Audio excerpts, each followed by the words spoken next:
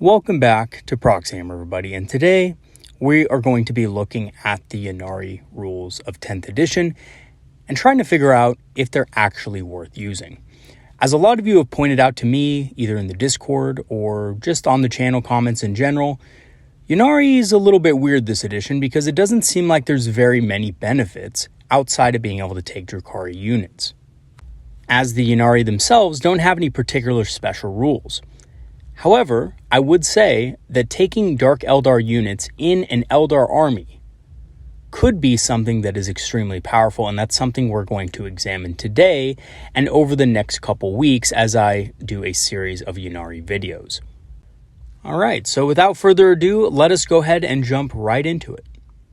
But first, a quick overview of what we're going to be looking at in today's video. We're going to be taking a look at the Ynnari rules and requirements for 10th edition. We're going to be looking at the advantages of taking Dark Eldar units in an Eldar army and the best Dark Eldar units to take in a Ynnari list. And this will later be followed up with specific videos covering those units later this week. So let's go ahead and take a look at the Ynnari requirements. So there are some requirements. The first one is that your Vrain needs to be your warlord. This unfortunately means that the Autarch can't be the warlord and generate UCP. So unfortunately, the Autarch doesn't have a big place in a Ynnari list. You can still include one, and it's still a lone operative that can, do some damage and stuff and give your models leadership bonuses. It's just not going to be generating you command points. Now, for this restriction, you are able to take Dark Eldar units in your army based on the size of the game. So if you're playing an incursion game, which is like 1,000 points, you can field up to 500 points of Dark Eldar. In Strike Force games, which are 2,000 points, you can field 1,000 points of Dark Eldar. And for Onslaught games, you can field 1,500 points of Dark Eldar. However, no Dark Eldar models may be given enhancements, and you can also not include Phoenix Lords, the Avatar of Cain, the Solitaire, or Homunculus Coven units in your army, which is a little bit unfortunate because it seems like Phoenix Lords would mesh well with Ynnari considering they're in the lore together, which is kind of weird that you can't take them, but whatever, right? Can't also take the Avatar of Cain. And some of you at this point may argue, well, it doesn't seem like taking Dark Eldar units is quite good enough to warrant not being able to take Phoenix Lords, the Avatar of Cain, or the Solitaire. Homunculus Coven units are not that big of a deal because Ynnari were never able to take them in the first place, so who cares? But it still kind of leaves a salty taste that you can't even take the Avatar of Cain or Phoenix Lords or even the Solitaire, right? So that is a pretty big restriction. However, I would argue that there are Dark Eldar units who can easily fulfill the role of Phoenix Lords and the Solitaire in your army, if not more so. And really, when I think about Phoenix Lords, the ones that are good, the ones I think about are Azurman and Fuegan. And both of those, unfortunately, don't synergize maybe the best with what the Ynnari want to do. And what the Ynnari want to do is they want to play a really fast, hard-hitting game, and they want to use the Yinkarn to his maximum potential. So having said that, let's go ahead and talk about the advantages of taking Dark Eldar units in an Eldar army, because it seems like you wouldn't need to because Eldar are so strong right now, but there's actually quite a few data sheets in the Dark Eldar book that are extremely powerful, and really they're just not doing well as a faction right now because half of their units are just very lackluster and they don't have a lot of options at the moment. So let's go ahead and take a look at what the Dark Eldar can offer us. First of all, they have access to very strong anti-infantry weapons via poison, which are anti-infantry 3+.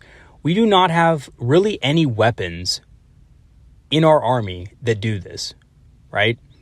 If you think about it, yeah, we have weapons that maybe deal devastating wounds via warp spiders, or weapons that are strength 4 and have a decent little bit of AP, like the Dire Avenger ones with lethal hits as well. But we don't have something that just straight up wounds infantry on a 3+. And there's a lot of tough infantry in the game right now. Toughness 6, sometimes toughness 7 infantry if you're going against Custodes. Yes, Custodes can pack toughness 7 infantry models. And Dark Eldar units are really good at dealing with them. They also have access to unique weapons that are not available to the Eldar. heat lances, for example. So a lot of you may be, kind of thinking about bright lances or dark lances as the main anti-tank option, but heat lances are extremely powerful. Take a look at the heat lance, strength 14, right? AP -4. It hits extremely hard against really tough stuff. And unless you're running a lot of D weaponry, you're just not going to be able to get that kind of firepower from a bright lance for the cost. And namely, you're going to want to take the heat lances on Scourges, and Scourges are only 100 points a unit, and you can take 4 heat lances in there. So that's pretty insane. Dark Eldar also have access to transports with firing deck, so benefit really greatly from things like guide. So you can guide a transport with firing deck like a Raider. If the Raider is filled with Kabbalite Warriors, not only is the Raider going to be rerolling the Dark Lance or the Disintegrator Cannon on there, but it's also going to be rerolling hits on the Kabbalite Warriors weapons as well. Not to mention, if you have Shroud Runners in your army, and you mark a target with lethal hits, your Kabbalite Warriors and, Scourges and every other Dark Eldar unit that you take is going to be able to benefit from that ability for their shooting attacks.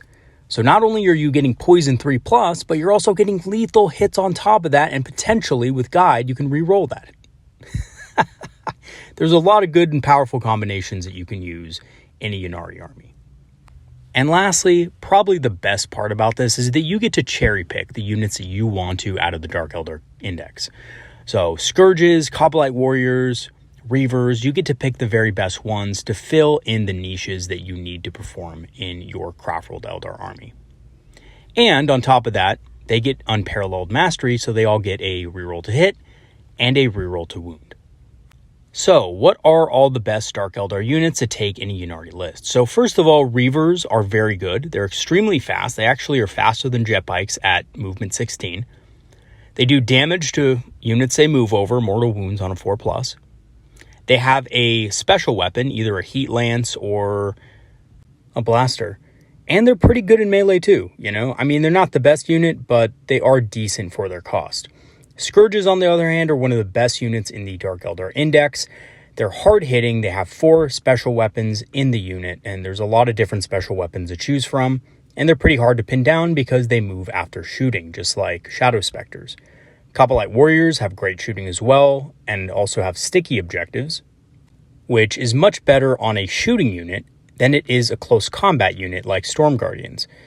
And we also have the Ravager, which is a very efficient anti-large tool with 3 Dark Lances and rerolls to hit. And with the increasing cost of the Fire Prism, the Ravager is looking pretty decent by comparison cost-wise. So, having talked about the best units that the Dark Eldar have to offer, are the Ynnari worth taking for those units? And I would say absolutely yes. They have an extremely strong roster of units that they can pull from, and a lot of them are really hyper-mobile, which synergizes really well with the Ynnkarn. And yes, you do want to take the Ynnkarn in every single Ynnari list you run. The Ynnkarn is incredibly strong and incredibly good in the Ynnari. The CP you lose from the Autarch is a bit of a shame, but the extra versatility of being able to take Dark Eldar units offsets this, in my opinion, greatly. So having units that can move, shoot, and move again makes your Phantasm tax a lot less prevalent. And having quite a few units of Kabbalite Warriors as well can ensure that your objectives are sticky and you don't really have to worry about guarding your backlines too heavily.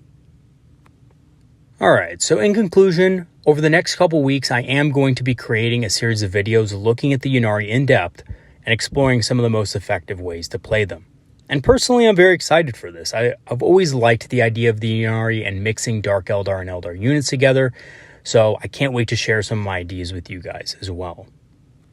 My first game with them is actually Wednesday, and, it's against that Chaos Knight player I lost hard against with my Harlequin list, so I'm hoping to get some revenge there. I think this list is going to have the tools to deal with them effectively with those heat lances and stuff like that, the Reavers and the Scourges and, all the extra anti-tank tools that I couldn't bring with me in my Harlequin list. So hopefully it works out better this time.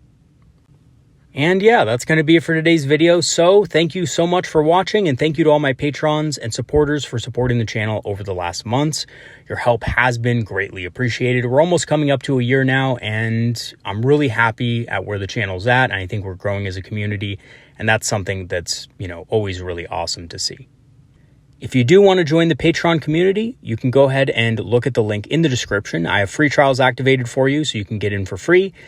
Access to our Patreon gives you access to our Discord as well. Completely free of charge, of course, as long as you sign up for a free trial. And our Discord is made up of, genuinely helpful Eldar players who like to talk about strategies, tactics, and of course, hobbying with each other, including myself. So if you want to come join us and talk a little shop, feel free. We'd all love to have some new Eldar players join our ranks. I also have a channel store page for those of you interested in repping some Eldar-inspired apparel at your local game store. I'll leave the link in the description as well as the link for my Amazon affiliate page, which has a bunch of suggestions for Eldar players who are either veterans or new players looking to start the army. Okay, everybody, that's going to be it for today. I'll see you later. Have some good games this weekend, and peace out. Have a good one, everybody. See you in the next video.